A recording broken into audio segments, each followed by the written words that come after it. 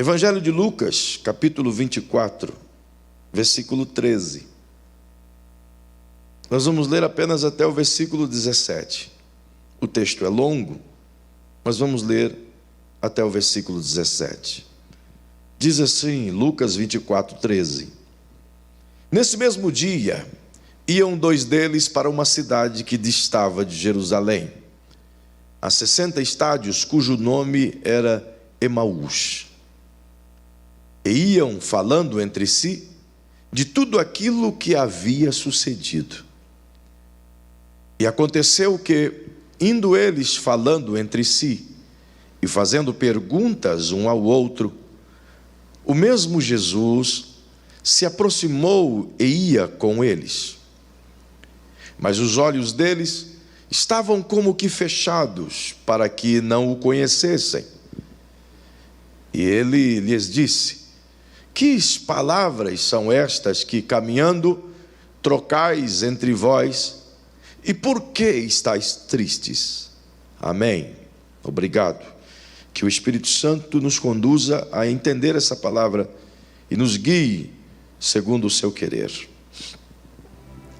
Naturalmente você conhece essa cena, você sabe que é exatamente posterior aos dias de dor da crucificação de Jesus. Os discípulos tiveram o privilégio de caminharem com ele por mais de 3 anos e desfrutaram da melhor e mais importante companhia que alguém poderia ter. Ouvir a doce e meiga voz de Jesus todos os dias, de modo visível e presente, é algo que só eles podem descrever o valor e a inestimalidade que tem essa beleza toda de ouvir Jesus. Tiveram o privilégio de tocar nele, de ver os seus milagres, de perceber as maravilhas de Deus sendo feitas pelas mãos calejadas de Jesus. E não obstante a toda essa glória, a todo esse poder, também sentiram em alguns momentos insegurança mesmo caminhando com Jesus, justamente por conta de serem humanos. E tiveram o privilégio de, nos momentos de fraqueza de sua fé, ter a sua alma reconfortada e a sua fé reorganizada e alinhada para que pudessem continuar a jornada rumo a Jerusalém. Os 3 anos e meio de caminhada com Jesus, naturalmente não foram 3 anos e meio fáceis. Tiveram suas lutas, suas intempéries, suas dificuldades, seus dissabores, e não poucos deles tiveram as incertezas gritantes em suas almas, sendo compartilhadas uns com os outros, justamente por conta de que as pessoas à sua volta também questionavam estes mediante as decisões que eles tomaram, de deixarem tudo, suas casas, suas famílias, seus negócios, seus recursos, seus trabalhos, seus empregos, para seguirem a Jesus, uma vez que esse não tinha casa, nem emprego, nem dinheiro, nem trabalho, nem coisa alguma que pudesse dar sustento a essa gente toda. E ainda por cima, era ele um morador de Nazaré. Naturalmente, essas pessoas não poderiam esperar de Jesus sustento ou qualquer coisa que viesse como alento para a sua vida física. E isso proporciona de igual modo uma cobrança de todos aqueles que estão à volta. Afinal, como é que essa gente iria viver? E se essas indagações eram introjetadas no coração de cada um dos discípulos, naturalmente isso, composto das preocupações diárias, somando com as angústias que um pai, ou uma mãe, ou um filho, ou uma filha, ou as circunstâncias adversas à sua volta propunha, então naturalmente que as suas mentes se indagavam realmente o que deveria acontecer no dia seguinte, e isso era partilhado uns com os outros. Observa que todas as vezes que esse desânimo, essa fraqueza, essa insegurança pairava entre os discípulos, eles sempre tinham Jesus para estar ao lado deles, orientando e dizendo: creiam. Sempre quando a fé fracassava, sempre quando a dúvida chegava, sempre quando a incerteza batia a porta, sempre quando a crise se avolumava, de alguma maneira eles podiam, bastava simplesmente olhar os olhos ao alto e ia ver Jesus assentado em uma pedra ou no alto de um monte, ou andando em meio à multidão, e olhar para Jesus já era suficiente para que a sua fé voltasse a se realinhar.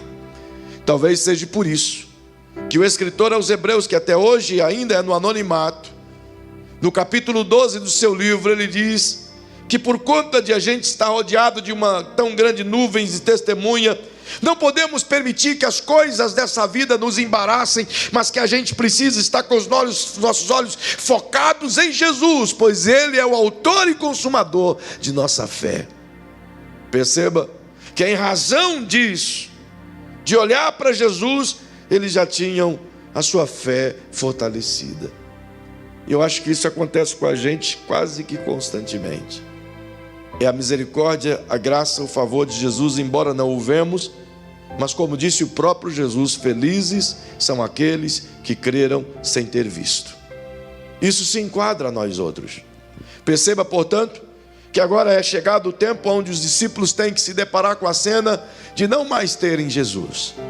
Eles percebem Jesus sendo arrancado de si, e através do suplício que todos vocês sabem, e eu não tenho aqui condições e nem tempo hábil para te dizer, onde ele carrega aquele madeiro pesado, cruento, no qual deveria estar sobre as minhas costas e talvez sobre as suas. Sendo eu pecador e digno de tal suplício, ele tomou o meu lugar e o seu e levou a nossa cruz até o Calvário, onde deitou-se sobre ela e crucificado foi, pagando o preço caro pelas nossas dívidas. Assim sendo, os discípulos não só contemplaram com seus olhos e que alimentaram a fé ao longo de 3 anos e meio, mas contemplaram igualmente com seus olhos aquilo que era o objeto de sua fé sendo arrancado de si, como um gesto cruel e maldoso. A sexta-feira ficou marcada no coração deles para sempre. Quando terminou o momento da crucificação, e após terem eles sepultado Jesus, antes que o dia terminasse, portanto, antes das 6 da tarde, eles foram e se alojaram na casa de Maria e lá permaneceram, escondidos, até porque os judeus estavam à procura. Enquanto estavam escondidos, tudo que você tem ao longo de sexta-feira à noite, sábado o dia inteiro, e de sábado para domingo a noite toda, nada mais senão lamento, dores, indagações e preocupações. Tudo que há na alma deles é a tristeza latente de que arrancaram deles a sua fonte de esperança. Eles estavam agarrados a uma fé viva, firme e pujante em um Cristo que caminhou entre eles e que fez milagres extraordinários que ainda não conseguimos explicar a maioria deles. Mas agora isso tudo lhes foi arrancado de uma forma cruel e instantânea. E o que lhes resta são os olhares acabrunhados, os olhos tristes, coração quebrantado, a alma derretida. Ao olhar para um canto, você vai ver Maria sentada talvez no chão, chorosa, lamentando, embora ela soubesse o tempo todo que ela criou o seu filho Jesus para ser crucificado em prol da humanidade, sabedora ela de que ele não era seu filho, mas que ele era muito especialmente filho de Deus, e veio ao útero dela e a chamou de mãe como um privilégio indizível, que só Maria pode dizer qual é o privilégio. Mas ela sente as dores, porque um dia Simeão disse que a sua alma seria perfurada como uma espada que atravessaria o seu coração. E isso aconteceu na tarde anterior, à tarde de sexta-feira. E tudo que você consegue olhar para Maria é ver as suas lágrimas rolando no seu rosto como que inconsolável.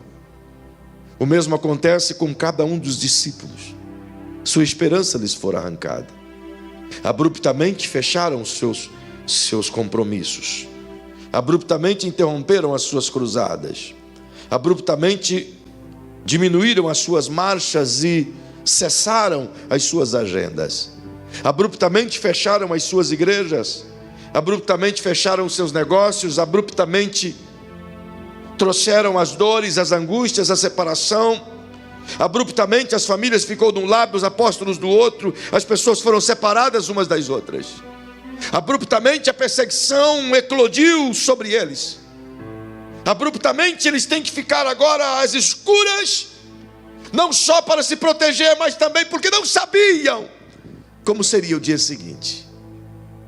Isso nem sempre representa fraqueza ou falta de fé, mas em algum momento representa devotar-se sobre o luto ou a dor da perda daquele a quem eles confiaram ao longo de 3 anos e meio, embora soubessem em suas almas de que aquilo tudo iria acontecer.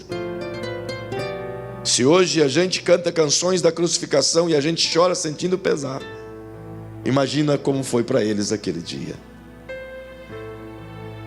Mas agora é domingo pela manhã. Eles precisam voltar à vida.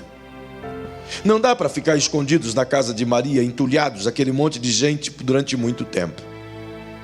Eles precisam voltar à vida, afinal, durante 3 anos e meio interromperam tudo o que faziam por conta de uma esperança, por conta de uma promessa, por conta de um reino, por conta de uma vida nova que havia sido pregada. Aquele a quem pregou essas verdades não está mais com eles agora, fora crucificado, e tudo o que eles têm é a lembrança de um Cristo pendurado na cruz, com o corpo ensanguentado. E essa imagem latente em seus corações, naturalmente lhes fazem olhar no retrocesso ao longo de 3 anos e meio e se perguntar: era só isso? Foi para isso? E o que sobra para eles nada mais do que um coração partido, despedaçado e sem saber onde se agarrar. É como se o seu navio tivesse afundado e eles estivessem no meio de alto mar, sem nada, sem boia, sem apito, sem luz, sem coisa alguma. E ainda uma tempestade se mostrasse no horizonte. Então o que resta para eles é dizer: vamos tentar nadar, vamos sair daqui. Idealizaram cada um ir para suas casas, voltarem para suas vidas pessoais. Afinal de contas, o sonho acabou, a expectativa cessou. Então 2 deles, conforme diz o texto, saíram de onde estavam em Jerusalém, da casa de Maria, e decidiram ir, portanto, voltarem à sua cidade a cerca de 9 a 11 quilômetros de distância, Emaús, uma pequena comunidade. Eram de lá, seguidores de Jesus, discípulos de Jesus, o amavam. E a Bíblia diz, nesse texto que acabamos de ler, que o diálogo entre os dois, embora estivessem juntos o tempo todo, embora traziam vivas em suas memórias as cenas da crucificação, embora passaram noite, dia e noite, lamentando e chorando a crucificação do seu Messias, do seu Deus, do nosso Deus. E agora, quando o dia amanhece, eles têm que voltar para a sua comunidade, para a sua casa ou para as suas famílias. E finalmente eles podem conversar e dialogar, porque enquanto estavam junto com os outros discípulos, como é que se faz perguntas? A única coisa que se falavam entre si, eu creio, é nada mais do que o conforto, ou a tentativa de se lembrar das palavras que disse o Messias, embora a tristeza, ela tampa a nossa racionalidade de modo que a gente não consegue se lembrar nem daquilo que foi tão recente. E eles agora têm a oportunidade de, ao longo de talvez 2 a 3 horas de caminhada, dialogarem e conversarem acerca do que havia acontecido. E à medida que estão caminhando, diz o versículo que lemos, enquanto dialogavam, o que vinha em suas mentes eram indagações. Eu fico a pensar quantas dezenas, talvez centenas de indagações nasceram e brotaram na mente dos discípulos. Quantas perguntas assolaram as noites em claro, em branco nas suas mentes. Quantas perguntas sem respostas eclodiram dentro deles, e tudo o que eles queriam era pelo menos saber a resposta. E se tem uma coisa que deixa o ser humano angustiado, é a incerteza, é a incapacidade de responder às próprias questões. E eles questionavam um ao outro, eles se perguntavam: como é que você está se sentindo? Como que você vai fazer? O que você viu? O que você entendeu? Inúmeras outras de níveis infinitamente maiores. Mas diz a Bíblia que eles conversavam justamente por conta do estado que estava seu coração. E diz a palavra que Jesus se aproximou deles e começou a andar com eles. Era domingo pela manhã. Jesus havia ressuscitado. Ele ressuscitou antes do sol nascer. Maria Madalena foi a primeira a vê-lo. Elas foram ungir o seu corpo, ele já tinha saído de lá. Ele acordou bem mais cedo. Mas agora, talvez já seja sol alto,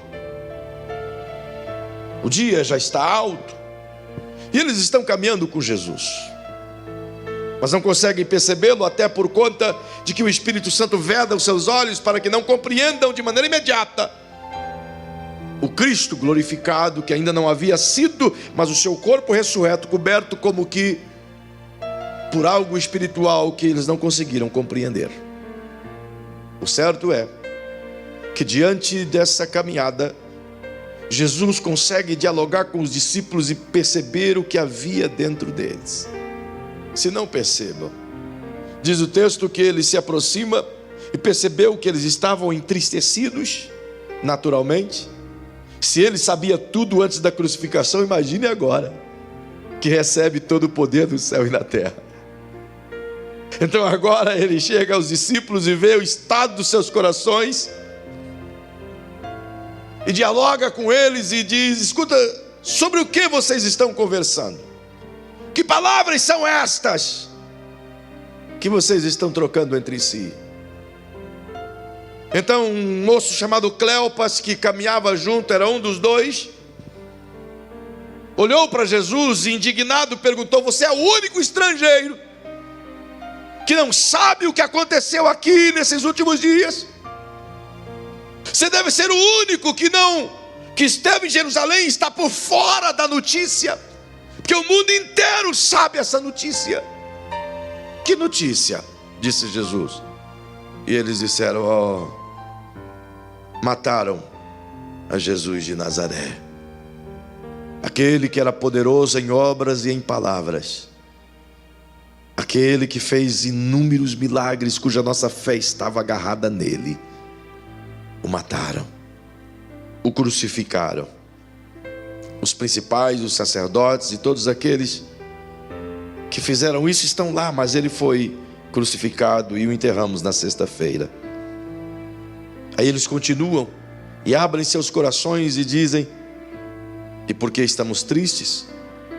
Porque nós colocamos nele a nossa esperança. Nós acreditávamos que ele seria aquele que iria redimir Israel. Nós ouvimos a sua mensagem, nós cremos em sua palavra. Nós acreditávamos que ele traria as respostas das orações de nossos pais, e as palavras cumpridas dos profetas deveria ser nele. Mas a verdade é que ele foi crucificado. Enquanto conversava, o outro disse: é bem verdade que algumas mulheres hoje chegaram lá no alojamento onde a gente estava, dizendo que foram ao sepulcro para ungir o corpo dele com perfume, mas chegaram lá e o sepulcro estava aberto e ele não estava lá, o seu corpo não estava lá. Não acharam o seu corpo e voltaram dizendo que tinham tido uma visão e de que ele estava, portanto, vivo. Mas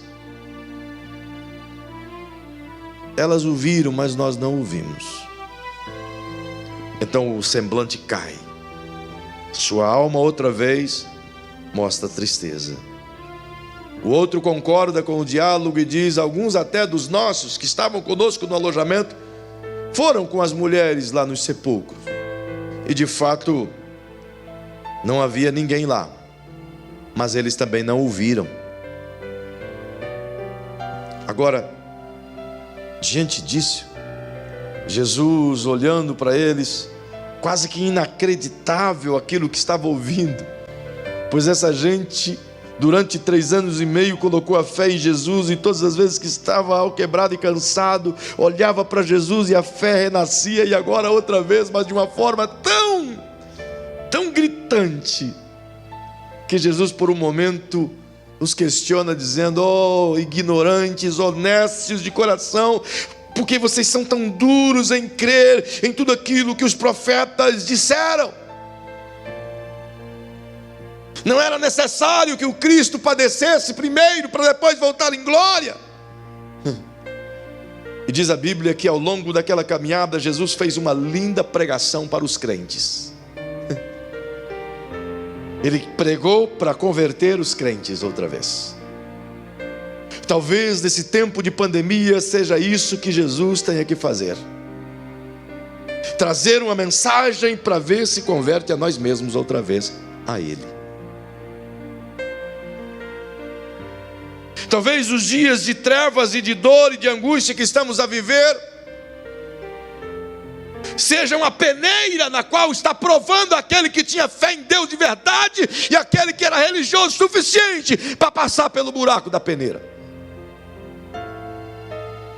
Porque justamente no momento da opressão, da crise, é que se estabelece aquele que crê e aquele que duvida.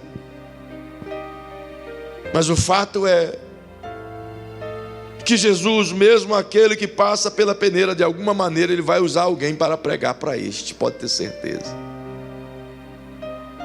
E o que está acontecendo agora é que Jesus promove neles uma grande pregação. E diz a Bíblia que depois de inúmeras perguntas, que criou um vácuo no coração daqueles discípulos, Jesus vem com a sua mensagem e mostra desde os patriarcas, passa pelos profetas e anuncia todo o trabalho que o Cristo iria fazer até chegar na crucificação. Então chegou em Emaús e Jesus fez de conta que ia embora. Eu já disse isso algumas vezes e eu realmente repito, eu gosto dessa ideia de Jesus. Ele fez que ia, mas não foi. Né? Mostrou que ia embora, mas sabia que queria ficar. Só para ser chamado para dentro. Você sabe que isso ele faz com você até hoje. Às vezes ele fica em silêncio. Às vezes ele faz de conta que não está ouvindo a sua oração. Às vezes você está sozinho no seu quarto, chorando, angustiado, tremendo, ou talvez dentro do templo, ou no seu carro, ou em qualquer outro lugar, se sentindo solitário, se sentindo angustiado, se sentindo só, se sentindo como a última pessoa a ser ouvida, e dá a impressão de que fala, chora, e ele não ouve a sua voz e nem tampouco percebe as suas lágrimas. Mas eu posso relatar a você a mesma palavra que disse o Senhor através de Isaías a Ezequias, dizendo: eu ouvi a tua oração e vi as tuas lágrimas. É impossível que Ele não te ouça e é impossível que Ele não te veja. Ele pode até não responder você naquele momento, porque sabe o que está a fazer. Isso me leva a pensar que em algum momento Ele vai fazer de conta que não te escuta, só para que você insista mais um pouco. Em algum momento Ele vai fazer de conta que foi embora, só para que você o chame para dentro de casa. Em algum momento Ele vai fazer de conta que está passando em frente à sua rua, só para ver se tem alguém e diga: Jesus, entra aqui. E Ele fez isso. E esses discípulos, antes de entrar em casa, o convidou e disse: entra aqui.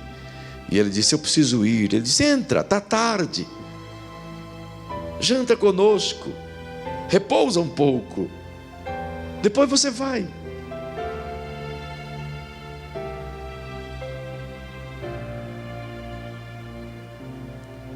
E Jesus disse: ok. E entrou. Então prepararam a mesa e colocaram o pão e os adereços de se alimentar. Então, como ele era o convidado, deram a ele a honra de fazer as graças. E a Bíblia diz que Jesus tomou o pão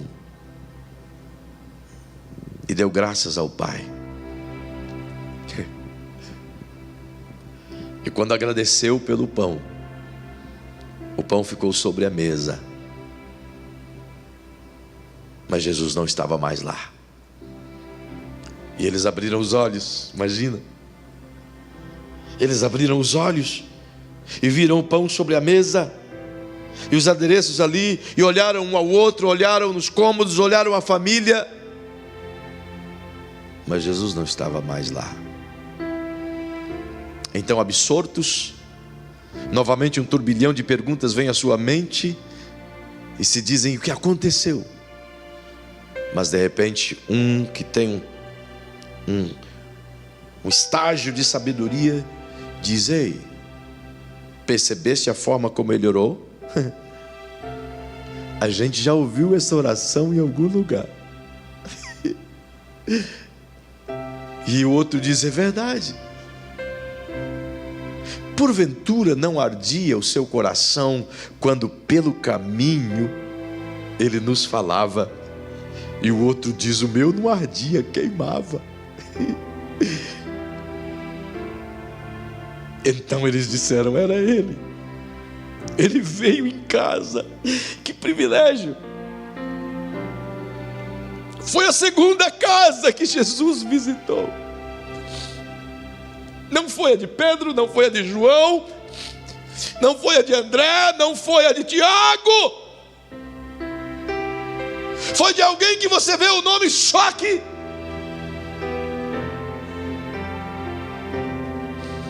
Quer dizer que ele não escolhe casas por predileção ou por favor que tenha recebido. Ele escolhe pelo nível que o seu coração dispõe a recebê-lo. Ele vai da casa cujo coração o deseja. Ele entra na vida cuja alma o convida.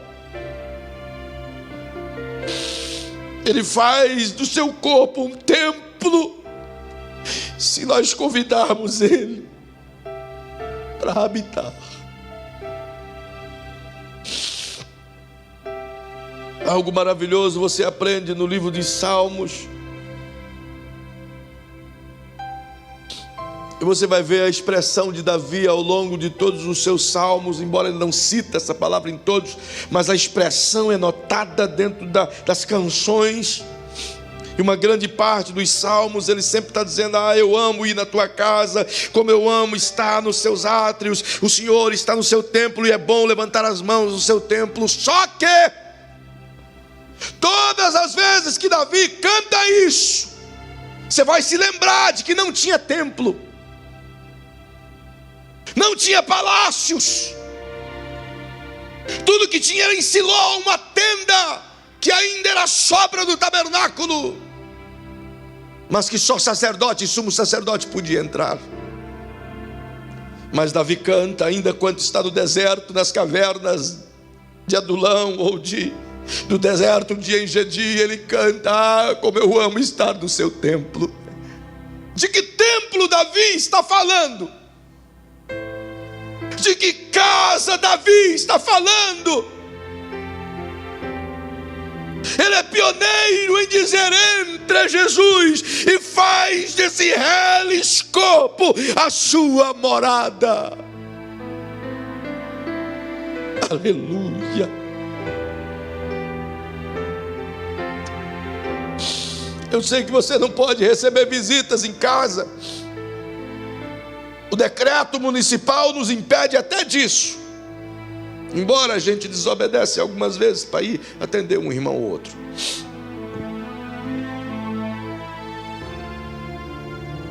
Embora o decreto impeça as pessoas de irem, mas não existe decreto, não existe lei, não existe STF, não existe domínio, não existe governo, não existe autoridade terrena ou cósmica que possa impedir Jesus de entrar e permanecer dentro de sua casa.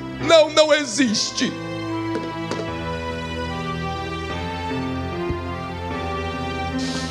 Oh, Aragai, Tenanababa, Shonolomanaragai. Não existe nada. Se você abrir a porta, ele vai entrar, ele vai ficar, ele vai se assentar, ele vai ceiar com você. É isso que ele disse em Apocalipse 3:20: eu estou à porta e bato. Se alguém ouvir a minha voz e abrir a porta, eu entrarei em sua casa e com ele cearei, e ele ceará comigo. Oh, felizes irmãos de Emaús. Talvez a sua cabeça, a sua mente tenha lhe atormentado com inúmeras perguntas sobre o que virá amanhã. O que virá? Mais uma doença? mais uma crise econômica, virá gafanhotos, virá terremotos, virá meteoros, virá vulcões, virá tsunamis, virá tempestades incríveis, virá furacões, virá violência, virá tantas coisas imprevisíveis. Certamente virá. Mas se você permitir que Ele entre dentro da sua casa, ainda que o mundo esteja caindo do lado de fora, certamente estarás seguro nos braços dele para a eternidade. O que importa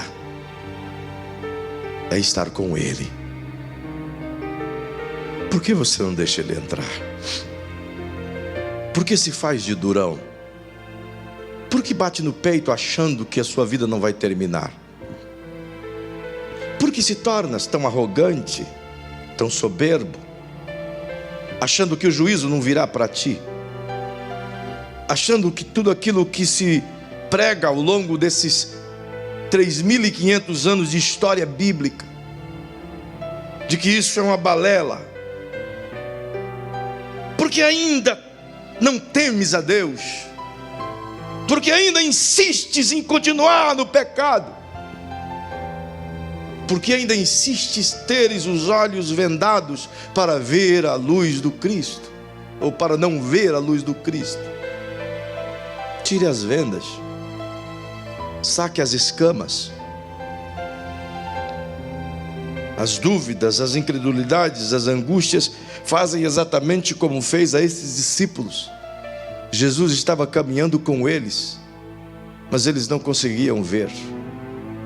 E não viam, não era em razão de que Jesus se vestiu de modo que não fosse reconhecido, não viam em razão de que não acreditaram em tudo aquilo que a palavra havia dito. A dúvida invadiu em seus corações e permeou de tal maneira que quando era hora de se agarrar na fé, se agarraram na incerteza. Então, se você se sente como um discípulo de Emaús, eu quero orar com você agora e quero te convidar a permitir que Jesus entre na sua casa. E eu não estou falando da sua casa física, eu estou falando da sua casa eterna.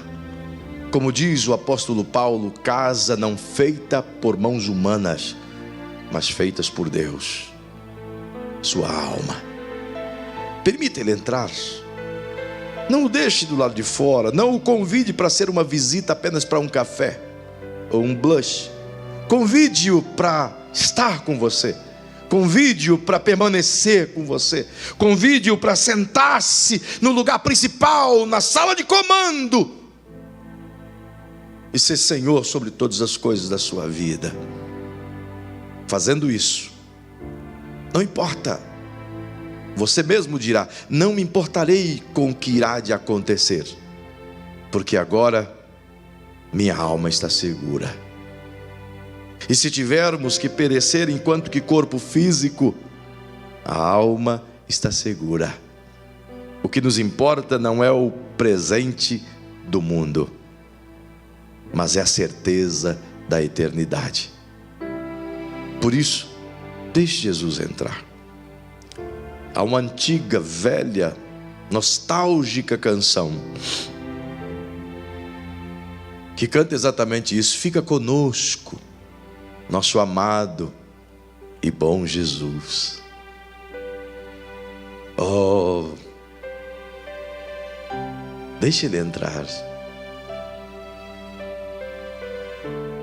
Deixe Ele entrar. Talvez tudo que você tem é o vazio na sua alma. Consegue cantar? Mas esse vazio pode ser preenchido. Tua alma pode hoje ser inundada pela presença de Jesus. Eu vou orar com você.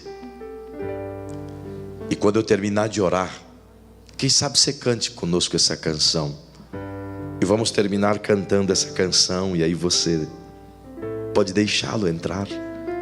Aí eu vou pedir que vocês deixem um pouco essa canção, tá bom? Em nome de Jesus.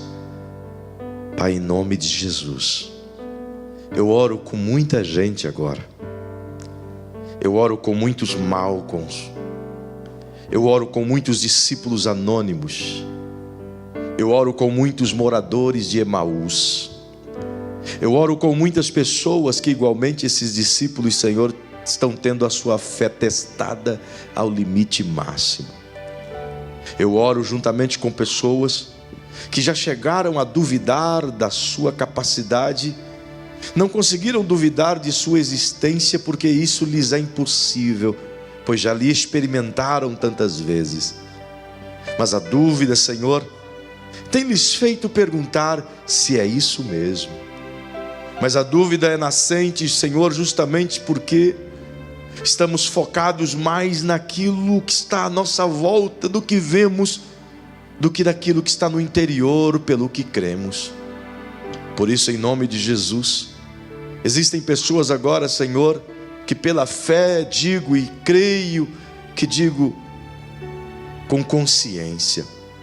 Tem pessoas agora abrindo seu coração, Paizinho, e eu quero ser testemunha disso, de modo que o Senhor possa entrar nessa casa eterna agora e limpar todo esse ambiente, enchê-lo de paz e trazer uma harmonia e a certeza de uma vida eterna. Entra, Senhor, entra nessa família, entra nessa casa, restaura esse altar, restaura esse ambiente e traz a paz que essa pessoa precisa. Traz a paz que esse marido precisa, que essa esposa precisa, que essa família precisa. Traz a paz que esse cidadão que está devendo para a justiça precisa.